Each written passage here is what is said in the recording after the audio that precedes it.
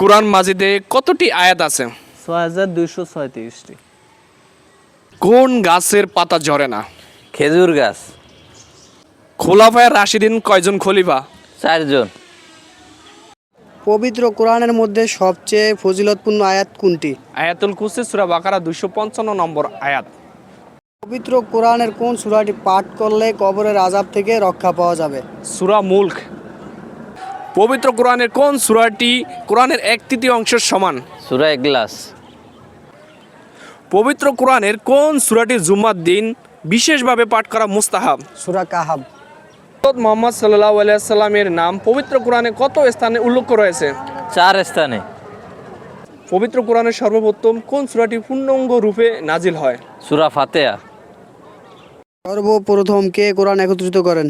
হযরত আবু বকর রাদিয়াল্লাহু। কোন সাহাবীকে কোরআন একত্রিত করার দায়িত্ব দেওয়া হয়? যায়েদ বিন সাবিত রাদিয়াল্লাহু। কার পরামর্শে এই কোরআন একত্রিতকরণের কাজ শুরু হয়? ওমর বিন খাত্তাব রাদিয়াল্লাহু। পবিত্র কোরআনে কতবার দুনিয়া শব্দটি এসেছে? 115 বার। পবিত্র কোরআনে কতটি অক্ষর রয়েছে? 3,23,671। পবিত্র কোরআনে কতটি শব্দ আছে? 77,439টি। পবিত্র কোরআনে কতটি সেজদা আছে?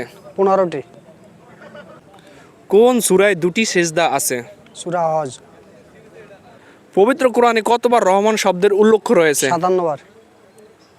পবিত্র কোরআনে কতবার জান্নাত শব্দ এসেছে? 139 বার। পবিত্র কোরআনে কতবার জাহান্নাম শব্দ এসেছে? 77 বার।